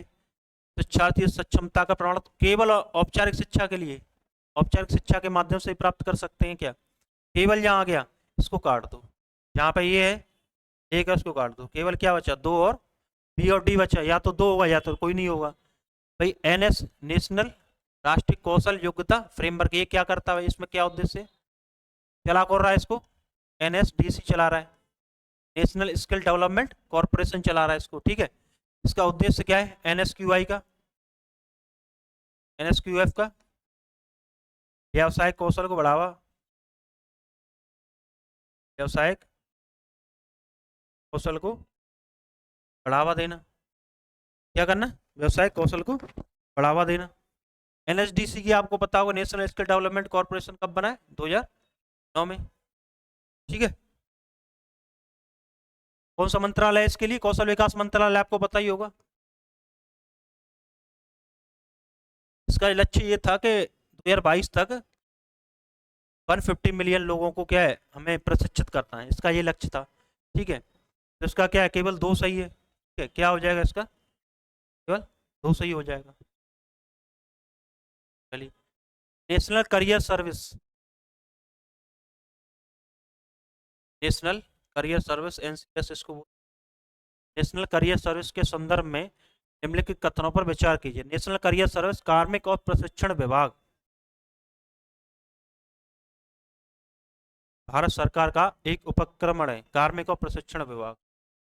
ठीक है, नेशनल करियर सर्विस को देश के अशिक्षित युवाओं के लिए रोजगार अवसर के संवर्धन के लिए मिशन के रूप में प्रारंभ किया गया है। अब देखिए, आपको ये पता है कि जो डीओपीटी है, department of personal and training, DOPT, अगर आपको ये प्रश्न नहीं आ रहा तब कैसे करोगे, डीओपीटी है तो क्या करता है, आईएएस की ट्रेनिंग करवाता है।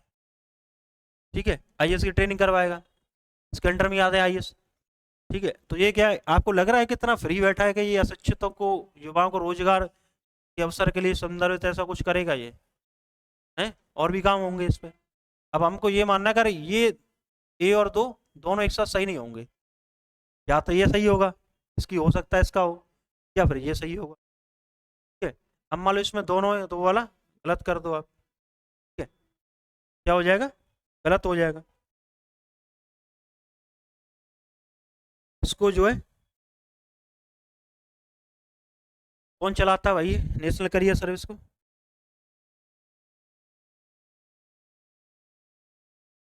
ये क्या है नेशनल करियर सर्विस? पहली बात तो हम इसे देख लें, केवल रोजगार, जानकारी,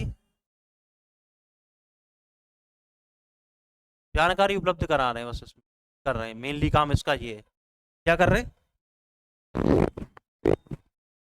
मान लो कोई व्यक्ति फौज में जाना चाह रहा है, उसके संबंध में जानकारी दे, कोई आईएएस बनना चाह रहा है उसके संबंध ऐसी कोई जानकारी उपलब्ध करा रहे हैं उनको, तो ये चीज है इसमें।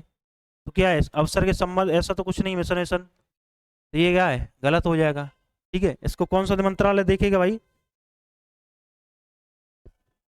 कौन सा ये देखेगा, इसको श्रम और रोजगार मंत्रालय देख रहा है।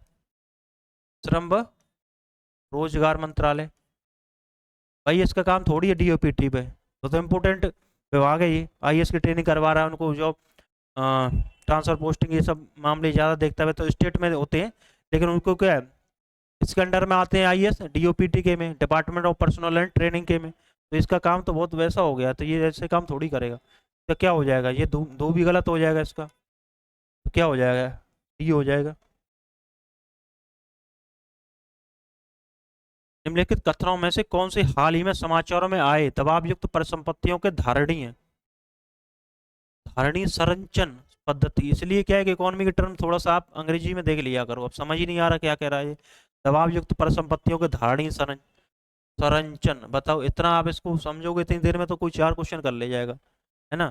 तो क्या है, scheme for sustainable structuring of stressed asset. देखिए क्या कह रहा है, स्कीम फॉर, बस इससे ही समझ जाओगे, scheme for sustainable structuring, structure करना है स्ट्रेस्ड एसेट का, किसका? Stress asset. स्ट्रेस एसेट क्या मतलब, नियमित रूप से यहाँ पे ब्याज और मूलधन नहीं मिल रहा है, स्ट्रेस में आ जाते हैं। ठीक है, यह सरकार द्वारा निरूपित विकास परक योजनाओं की पारिस्थितिकी कीमतों पर विचार करती है। पहली बात तो ये क्या है, बैंक से जुड़ा हुआ है।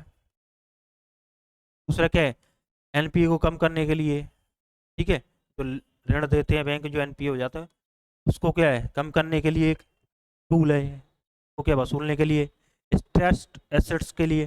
ठीक है, जब वास्तविक कठिनाइयों का सामना कर रही बड़ी कॉर्पोरेट इकाइयों की वित्तीय संरचना के पुनर्संरचना के लिए भारतीय रिजर्व बैंक की स्कीम है। ठीक है, इसकी स्कीम है ये आरबीआई की। ठीक है, ये केंद्रीय सार्वजनिक क्षेत्र के उपक्रमों के बारे में सरकारी विनिवेश की योजना, यह सरकार द्वारा हाल ही में क्रियान्वित इंसॉल्वेंसी बैंक्रप्सी कोड का महत्वपूर्ण उपबंध है। ऐसा तो कुछ नहीं है, क्या हो जाएगा इसका, देख ये गलत हो जाएगा, ये गलत हो जाएगा, ये गलत हो जाएगा, क्या बचेगा, क्या बचा, केवल डी बचा। इसमें क्या करेंगे एस्पोरे में, इसको ऋण को 2 भागों में बांट देते हैं, ऋण को 2 भागों में बांटती है। एक ऋण ऐसा लग रहा है कि वो आ सकता है, उसको अस्थाई बोल दिया। ये क्या है, स्थाई है, अस्थाई है, उसमें क्या मान लो नहीं निकल पा रहा है, ऐसा ऋण है कि स्थाई है पर लेकिन ब्याज व्याज इसको आ रहा है, क्या नहीं आ रहा है, तो क्या करेंगे, इसको इक्विटी में, इक्विटी में चेंज कर देंगे, इक्विटी को बेच सकते हैं दूसरे निवेशकों को। ठीक है, लिखित में से कौन से भारत में 1991 में आर्थिक नियोजन, 1991 में या 1991 में आर्थिक नीतियों के जारीकरण के बाद घटित हुआ? ये प्रश्न क्या है, मैं पढ़ने लायक नॉलेज की जरूरत है नहीं, केवल प्रेजेंस ऑफ माइंड की जरूरत है आपकी। क्या कह रहा है, जीडीपी में कृषि का अंश बृहत रूप में बढ़ गया, बृहत रूप में, बृहत रूप में बढ़ गया, बहुत ज़्यादा स्तर पर बढ़ गया। अब मान लो 1991 में आपको थोड़ा पता होगा कि हम एलपीजी लेके आए, एलपीजी हम लेके आए, लिबरलाइजेशन, प्राइवेटाइजेशन एंड ग्लोबलाइजेशन, तो क्या हो गया, वैश्विक कंपनियां आएंगी, वैश्विक कंपनी भारत में आ रही हैं, वैश्विक कंपनियां आ रही हैं तो मैन्युफैक्चरिंग भी कर रही हैं, मैन्युफैक्चरिंग कृषि का थोड़ी करेंगी, इंडस्ट्री का करेंगी। ठीक है, सर्विस सेक्टर की कंपनी आ रही हैं, कृषि का अंश बढ़ेगा कि कम होगा, कम होगा, पहला वाला क्या हो जाएगा, गलत हो जाएगा, जहां जहां पहला है उसको काट दो। ऐसे क्वेश्चन सॉल्व करने आप। विश्व व्यापार भारत के निर्यात का अंश बढ़ गया, निर्यात का अंश बढ़ गया भाई ऐसा जरूरी नहीं है। भारत का विदेशी विनिमय भंडार बृहत रूप से बढ़ गया, देखो क्या कह रहा है, बृहत रूप से, बहुत ज्यादा बढ़ गया। ये तो हो सकता है कि हाँ उसमें आमूलचूल परिवर्तन आए, पर ये थोड़ी हो जाएगा बृहत रूप से बढ़ जाएगा, है ना। बृहत रूप से, देखो इसको पकड़ लो, ऐसे कीवर्ड आपको पकड़ने हैं। बृहत रूप से नहीं बढ़ना, बोले हाँ थोड़ा बढ़ गया, है ना, बढ़ रहा है, या पहले से बढ़ गया, ऐसा तो बोल सकते हैं। नहीं, बृहत रूप से बहुत ज्यादा बढ़ गया, ऐसा तो नहीं हो सकता भाई, इकाई कितना बढ़ जाएगा। तो क्या चौथा वाला गलत हो जाएगा, चौथा गलत। केवल आप चौथे को पकड़ लेते तो आपको पहले की पढ़ने की जरूरत ही नहीं थी। इसमें चार चार था वो गलत हो जाएगा, केवल बच जाएगा।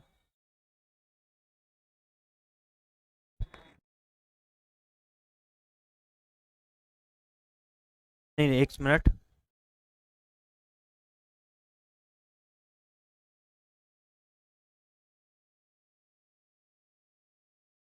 विदेशी विनिमय भंडार पूछ रहा है ना ये, भाई पहले से तो बढ़ेगा ही ना ये, पहले से बढ़ेगा, ठीक है। तो इसका क्या हो जाएगा, केवल पहला हटेगा, इसका बी होगा, ठीक है।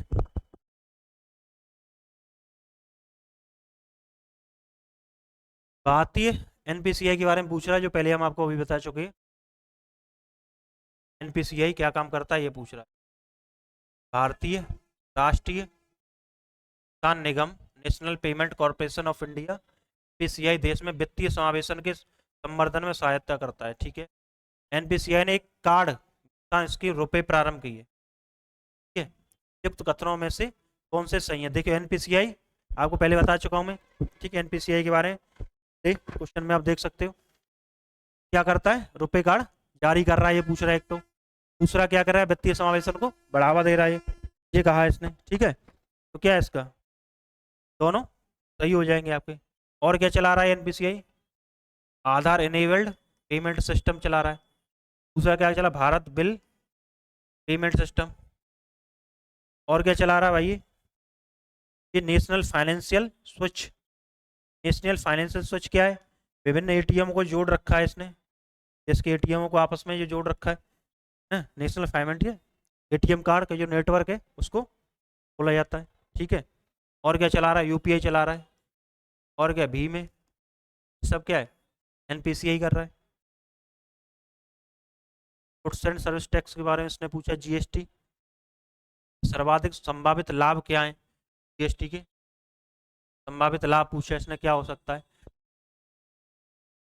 ये भारत में बहु प्राधिकरण द्वारा वसूले किया जा रहे बहुल करों का स्थान लेगा और इस प्रकार का एकल बाजार स्थापित करेगा, ठीक है। ये भारत के चालू खाता घाटे, चालू खाता घाटे से क्या मतलब भाई, घाटे को कम कर उसके विदेशी मुद्रा भंडार को बढ़ाने में उसको सक्षम बनाएगा। अगर आपको ये है, इसको पकड़ लिया आपने, क्या हो जाएगा ये, ठीक है। चलो आगे बढ़ते हैं। चालू खाता घाटा आपको पता होगा, बैलेंस ऑफ पेमेंट में आता है, ठीक है। यह भारत की अर्थव्यवस्था की समृद्धि और आकार को बृहद रूप से बढ़ाएगा और उसे निकट भविष्य में चीन से आगे निकल ले, बताओ ऐसे निकाल ले जाएगा क्या, बताओ, क्या बिल्कुल गलत हो जाएगा। ये समृद्धि को बृहद रूप से बढ़ा रहा, चीन को पीछे छोड़ जाए। अभी इनको ये नहीं पता चीन कितना आगे है ना। तो ये आपकी इकॉनमी कितने ट्रिलियन डॉलर की है और चीन की कितनी की है, आपसे लगभग 3 गुना है, लगभग 3 गुना है। चीन को ऐसे पीछे छोड़ जाओगे क्या। अब इसका क्या होगा, आप इसको तो आप गलत मान सकते हो, इसमें 3 गलत है, गलत सीधे उत्तर हो जाएगा। इस पढ़ने की जरूरत है आपको, आपको ये पता होने की जरूरत है कि इसमें जीएसटी क्या होता है, इसमें जरूरत है आपको। इसको आपको बिल्कुल पता नहीं हो जीएसटी क्या होता है, जीएसटी क्या है, कोई पीएसटी होता तब भी आप इसको कर ले जाते। और हम देख लेते हैं जीएसटी के बारे में, गुड्स एंड सर्विस टैक्स के बारे में, ठीक है। कौन सा संविधान संशोधन है, 101 में या 100 में, ठीक है। जीएसटी काउंसिल है एक, goods and service tax council 279 है। राज्यों को कर लगाने की अनुमति किसमें दी गई है, राज्यों को 246, 46 है ना, मतलब 279 जीएसटी काउंसिल है, 246 क्या है, राज्यों को दी गई, ठीक है। और central GST, central state GST होता है, एसजीएसटी, आईजीएसटी, ठीक है। सेंट्रल लेवल पे जीएसटी, स्टेट लेवल पे एसजीएसटी, और राष्ट्र मतलब संघ और राज्य के बीच में क्या है समन्वय के लिए कि आईजीएसटी है। मतलब कुछ कर केंद्र लगा दिए आईजीएसटी के तहत उसको राज्यों को मिल जाएंगे जो कार्य राज्यों को मिलना चाहिए था। एसजीएसटी क्या है आपको इम्पोर्ट ड्यूटी और एक्साइज ड्यूटी, सर्विस टैक्स सब आ जाएगा इसमें। एसजीएसटी में क्या आएगा entertainment tax, VAT, value added tax, service SGST में आ जाएगा। निम्नलिखित कथनों पर विचार कीजिए। देखिए ये प्रश्न में भी पिछले दशक में भारत के जीडीपी के प्रतिशत रूप में कर राजस्व में सतत सतत रूप में, ठीक है, पिछले दशक में पूछ रहा है। अब मान लो पिछले दशक में पूछ रहा है, कम से कम ये 6 से प्रश्न आया 2017 में, का दशक आपका हो गया 2006 से तक, ठीक है। पिछले दशक में भारत के जीडीपी के प्रतिशत रूप में कर राजस्व सतत रूप से वृद्धि हुई है।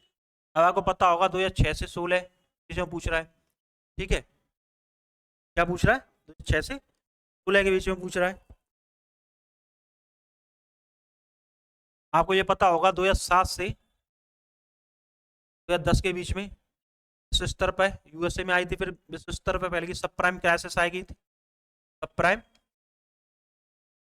क्राइसिस आई थी, इकोनॉमिक क्राइसिस, ठीक है। तो उससे क्या सतत रूप से बढ़ेगा क्या, ये बढ़ पाएगा? क्या हो जाएगा, पहला गलत हो जाएगा, पहला गलत है तो ये गलत है, ये गलत। तो दूसरा देखें, पिछले दशक में भारत के जीडीपी के प्रतिशत के रूप में राजकोषीय घाटे में सतत वृद्धि हुई। बस राजकोषीय घाटे सतत वृद्धि कैसे जाएगी भाई, वाला सतत वृद्धि हो जाएगी क्या राजकोषीय घाटे में? नहीं होगी, क्या है केवल जाएगा। टैक्स टू जीडीपी रेशियो उसने पूछा है, टैक्स अपन अभी भारत का कितना है, लगभग 11.7% के आसपास है, इतना हमको टैक्स से प्राप्त हो रहा है, ठीक है। आज के लिए इतना ही। ऐसे ही हमारी वीडियो को ऐसे ही देखते रहें आप। आने वाले समय हम सारे प्रश्न कर लेंगे यूपी इकोनॉमी के, एनवायरमेंट हो चाहे हिस्ट्री हो, ज्योग्राफी, सारे क्रम में हम आज हमने 2016 2017 में इकोनॉमी के प्रश्न आए उनको कर लिया। आने वाले वीडियो में क्रम में आती रहेगी।